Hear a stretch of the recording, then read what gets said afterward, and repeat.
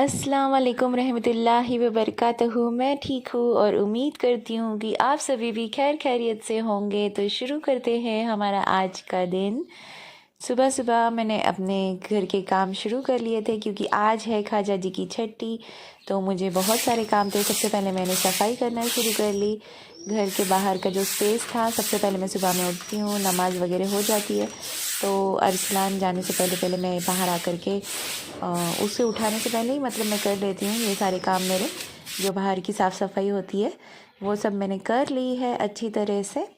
और फिर मैं झाड़ों को भी, मुझे पानी वगैरह देना रहता है पौधों को मेरे, तो फिर मैं वो देने लग गई। पहले तो मैंने जो सब कुछ झाड़ लिया था, क्लीन कर लिया था, तो मैंने सब अच्छी तरह से अपने आंगन में पानी मार लिया। साथ साथ में मैंने गाड़ियों पे भी थोड़ा सा पानी मार लिया क्योंकि काफ़ी डस्ट हो जाता है जब मैं झाड़ती हूँ तो फिर मैं गाड़ियों पे भी पानी मार देती हूँ और जो मेरा आंगन है उसमें भी पानी मार देती हूँ। तो इस तरह से होती है मेरे दिन की शुरुआत रोज़ सुबह में। अच्छा लगता है मुझे सब क्लीन कर लेना सबसे पहले तो उठ करके, फिर बाद में मैं घर के काम शुरू करती हूँ। तो बाहर भी अच्छा लगता है और घर में भी अच्छा लगता है सुबह सुबह ये सारे काम हो जाए तो। देखो, मैंने अपनी गाड़ी पे भी अच्छी तरह से पानी मार लिया है। बहुत ज़्यादा डस्ट हो जाता है क्योंकि बाहर ही खड़े रहते हैं दिन भर, तो बहुत धूल मिट्टी आती रहती है, तो बहुत गंदे हो जाते हैं। तो फिर मैं जब मैं सुबह में उठती हूँ तो अभी पानी मार देती हूँ। फिर मैं अंदर आकर के मैंने दूध निकाल लिया क्योंकि मुझे बनाने थे आलू के पराठे। एक साइड में मैंने दूध रख दिया गर्म करने के लिए क्योंकि अरसलान को दूध देना था मुझे। और अब मैं बनाने लग गई उसका टिफ़िन। तो टिफ़िन में आज मैं बना रही थी आलू के पराठे। आलू के पराठे के लिए मैंने सब कुछ मैश करके रख लिया था, वो मैं शूट नहीं कर पाई। और अब मैं बना रही हूँ अर्शु के टिफ़िन के लिए आलू के पराठे। तब तक अरसलान भी उठेगा और रेडी होगा। मैं साथ साथ में उसे भी आवाज़ें देते रहती हूँ कि अरसलान उठ जाओ, तैयारी करो करके।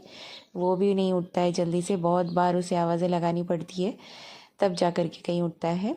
तो अभी अरसलान भी उठ चुका था और मैं भी फटाफट से उसके लिए टिफ़िन बना रही थी। वो रेडी हो रहा है, तो चले फिर पराठे बनाते हैं। मेरा तो रोज़ा है, मैं रजब के से रोज़े रखती हूँ। रजब से रमज़ान तक का मेरे पूरे रोज़े रहते हैं, तो अल्हम्दुलिल्लाह से अब तो कंटिन्यू रख रही हूँ। अल्लाह ताला मुझे आगे भी ऐसी नेकी हिदायत अता फ़रमाए और मैं अपने रोज़े इसी तरह से कायम करूँ। तो अर्शु और उसके डैडी के लिए मुझे नाश्ता बनाना था। ये टिफ़िन के लिए मैं बना रही हूँ, इसके बाद में मैं हस्बैंड के लिए भी बना के रख दूँगी ताकि वो भी उठे तो नाश्ता कर लें। तो पराठा बन गया है मेरा। तवा काफ़ी ज़्यादा गर्म हो गया था। ये शूट करते करते बहुत टाइम लग जाता है। जो 10 मिनट का काम होता है उसे बराबर 20 मिनट लगते हैं, बीच बीच में शूट भी करना रहता है। तो चलिए फिर जल्दी जल्दी से अभी पराठे बना लेते हैं। एक साइड हो गई थी पराठे की, तो मैंने अभी उसे पलट दिया है। जब तक वो अच्छी तरह से एक साइड में फूलता नहीं ना, तब तक आप उसे ना ही पलटाएं क्योंकि वो फिर अच्छे से फूलता नहीं है। देखो कितना अच्छे से फूल गया, वो साइड फूल के जब हम लोग उसे पलटाते हैं ना तो पराठे फूलते बहुत अच्छी तरह से। और अगर फ़ौरन से डालने के बाद में अगर हम पराठों को पलटा देना तो फूलते नहीं है अच्छी तरह से। थोड़ी देर रख के अगर हम लोग उन्हें पलटाते हैं ना, तो रोटी हो या पराठा हो, फूलता बहुत अच्छे से है। अभी टाइम बहुत कम है, अरसलान का टिफ़िन भी पैक करना था मुझे, तो जल्दी जल्दी से गरम पराठा ही मुझे टिफ़िन में रखना था। तो मैं इस तरह से पेपर लगा देती हूँ एक नीचे, क्योंकि जो पराठा हम लोग रखते हैं तो फिर उसमें पसीना ना आए और वो गीला ना हो, इसलिए मैं एक प्लेन पेपर रख के और फिर उसके ऊपर कभी कभी मैं फॉइल पेपर भी लगाती हूँ, लेकिन अरसलान को फॉइल पेपर नहीं पसंद है, तो वो इसी तरह से मुझे बोलता है रखने के लिए। तो फिर मैं ऐसे ही रखती हूँ पेपर। और फिर मैंने ये चटनी का एक सैशे था वो रख दिया उसके अंदर।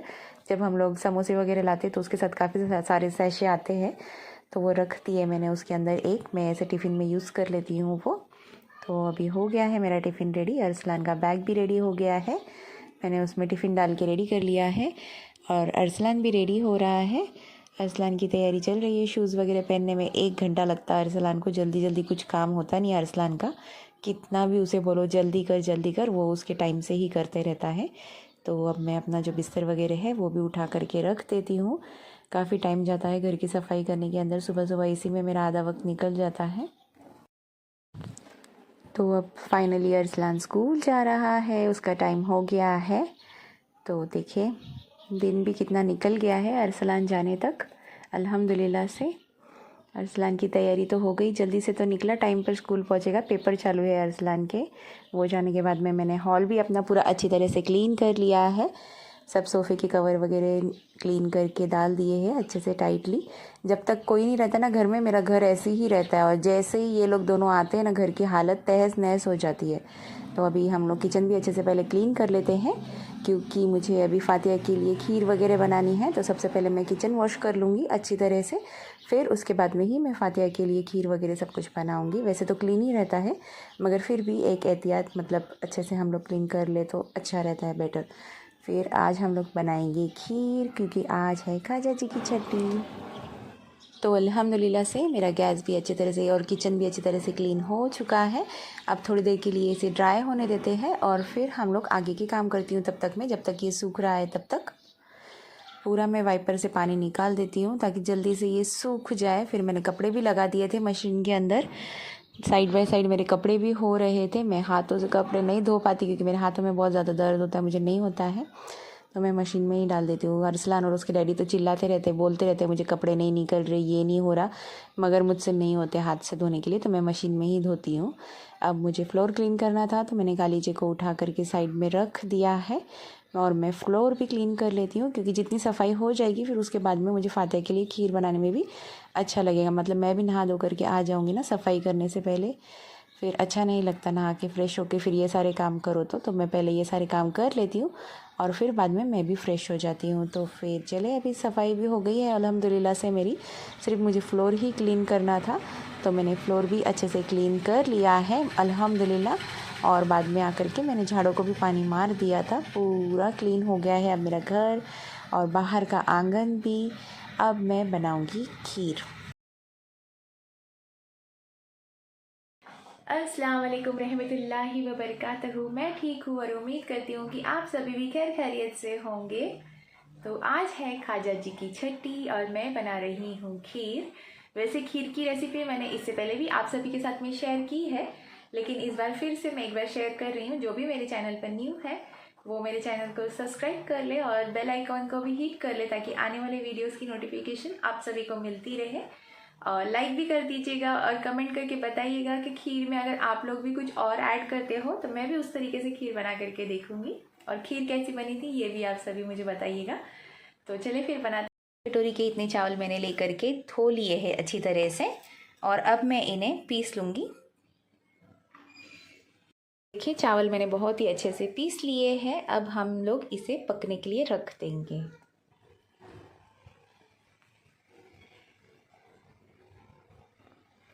मैंने दूध डाल के इसे पकने के लिए रख दिया है। अब मैं जो चावल है इन्हें दूध में ही अच्छे से पकाऊंगी, घोटते रहूंगी बीच बीच में। इन्हें हमें कंटिन्यू स्टेयर करना है, घुमाते ही रहना है चम्मच को, ताकि ये अच्छे से पके, नहीं तो ये नीचे चिपक जाएंगे और फिर दूध में जली सी स्मेल आने लगती है। इसीलिए इसे कंटिन्यू हमें चलाना है और धीमी आंच के ऊपर ही पकाते रहना है। ये दूध जब तक थिक हो जाएगा और चावल भी काफ़ी अच्छे से बन रहे हैं। खीर के चावल जो है बहुत ही अच्छे से पक गए हैं अल्हम्दुलिल्लाह से। थोड़े थोड़े से और मुझे इन्हें पकाना है, इसी तरह से हिलाते हिलाते धीमी आंच पर ही मैं इन्हें पकाऊंगी।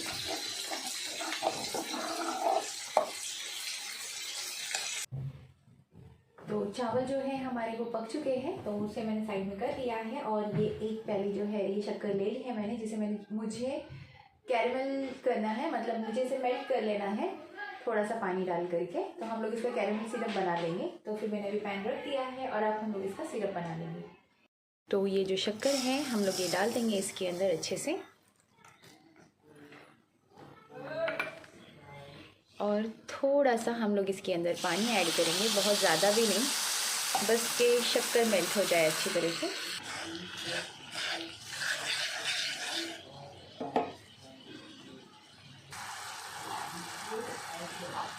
शक्कर मेल्ट हो गई है काफ़ी अच्छे से। अभी हम लोगों का इसका जो कलर पूरा जब तक चेंज नहीं होता तब तक हम लोगों को इसे पकाना है। अभी ये वाइट कलर है ना, जब तक इसका पूरा ऐसे ब्राउन शेड नहीं हो जाता तब तक हम लोग इसको अच्छे से पकाएंगे।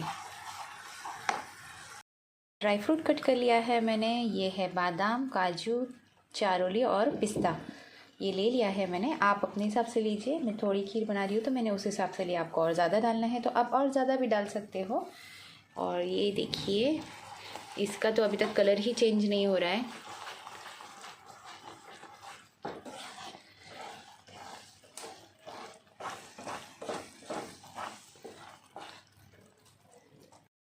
वीडियो के अंदर, मगर ये मेरा सिरप अब तक बन नहीं रहा है, इसका कलर ही चेंज नहीं हो रहा है।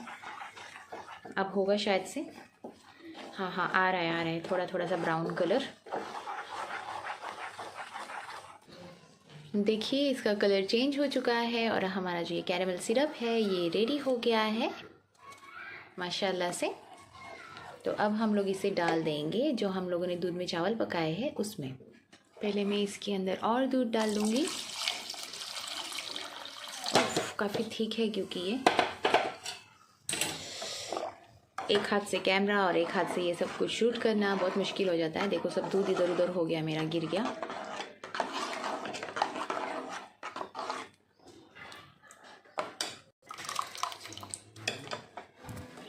तो अब हमने जो ये कैरेमल सिरप बनाया है इसे जल्दी से हमें खीर में डालना पड़ेगा, नहीं तो ये यहीं पे पैन में ही कड़क हो जाएगा। उससे पहले हम लोग इसे डाल दे देखिए, जैसे ही हम लोग इसे गैस पे से उतारते हैं ना ये थिक होना शुरू हो जाता है और एक जगह जम जाता है। तो जल्दी से हम लोग इसे डाल देते हैं ताकि ये जमे ना, नहीं तो बहुत ज़्यादा कड़क हो जाएगा ये। कैरेमल सिरप तो मैंने डाल दिया है इसके अंदर अच्छी तरह से, और ऊपर से आपको अगर और मीठा चाहिए तो आप शुगर और ऐड कर सकते हो। मैंने भी थोड़ी सी शुगर ऐड करी है इसके अंदर क्योंकि कैरेमल सिरप सिर्फ काफ़ी नहीं। खोया अब मैं इसे भी मेल्ट कर लूँगी इसी पैन के अंदर जिसमें हम लोगों ने कैरेमल सिरप बनाया था, तो इसमें ही हम लोग इसे मेल्ट कर लेंगे। जैसे मेल्ट हो गया है हमारा, अब हम लोग इसे भी खीर में ऐड कर लेंगे। देखिए अब ये भी काफ़ी अच्छे से मेल्ट हो गया है। अब मैं इसे भी डाल दूँगी खीर में।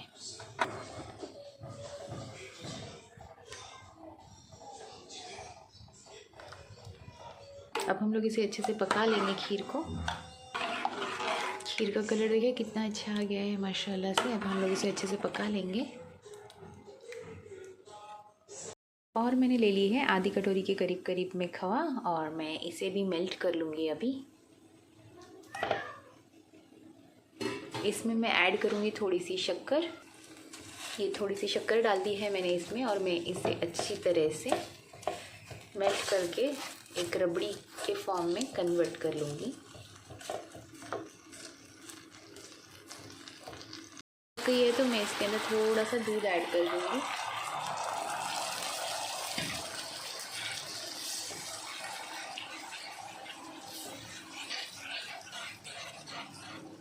एकदम अच्छे से हम लोग इसको पका लेंगे और थोड़ा थिक हो जाइए तब तक हम लोग इसको पकाएंगे अच्छे से। अभी थोड़ा पतला है दूध डालने की वजह से।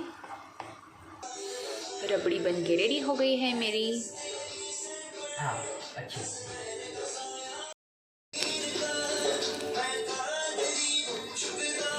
ये ड्राई फ्रूट्स को थोड़ा सा मैंने घी में सौटे कर लिया था और मैंने ऊपर से सारे डाल दिए हैं ड्राई फ्रूट्स। अब मैं इसे अच्छे से मिक्स कर लूँगी, और साथ ही साथ में मैं फ़ातिहा के लिए खीर भी निकाल करके रख लेती हूँ क्योंकि लेट बहुत हो रहा है। फ़ातिहा भी देनी है और फिर उसके बाद में मुझे इफ्तारी के लिए भी बनाना था। तो खीर निकाल ली है मैंने। अभी मुझे सिर्फ इसके ऊपर गुलाब की पत्तियाँ डालनी है। अरसलान लेने के लिए गया है बाहर, पौधों से तोड़ करके लेके आएगा। तब तक मैंने ये रेडी कर लिया है निकाल करके। साथ ही में मुझे जो मैंने जलेबियाँ मंगाई है फ़ातिहा के लिए और इसके साथ में खीर के साथ में, तो मुझे रबड़ी और खीर अरेंज करना, ये जलेबी अरेंज करना था। तो मैंने सारी जलेबी प्लेट में निकाल ली है 1 बाय 1 करके। एकदम गरम गरम और क्रिस्पी क्रिस्पी लेके आए हैं हस्बैंड आते वक्त ऑफिस से। तो बहुत ही अच्छी जलेबी है। मेरा बहुत दिन से दिल भी हो रहा था खाने के लिए, तो मैंने सोचा क्यों नहीं आज ही मंगा ले, इतना अच्छा मौका है। तो मैंने सारी जलेबी अच्छे से अरेंज कर लिया और उसके ऊपर से जो हम लोगों ने मेल्ट करके रखी थी रबड़ी, वो भी मैंने इसके ऊपर से पूरी स्प्रेड कर दी है पूरी जलेबी के ऊपर। बहुत ही अच्छी लगती है, बहुत ही टेम्पटिंग है ऐसे खाने के लिए, बहुत अच्छा लगता है। देख के इतना अच्छा दिल हो रहा था ना, मगर रोज़ा था, नहीं तो मैं गरम गरम ही खाती थी, लेकिन सब्र करना पड़ रहा है मुझे। तो मैंने सारी जलेबी के ऊपर अच्छे तरह से रबड़ी स्प्रेड कर दी है, और अब इसके ऊपर से हम लोगों को जो चाहिए हम लोग वो ड्राई फ्रूट्स भी इस पे ऐड कर सकते हैं।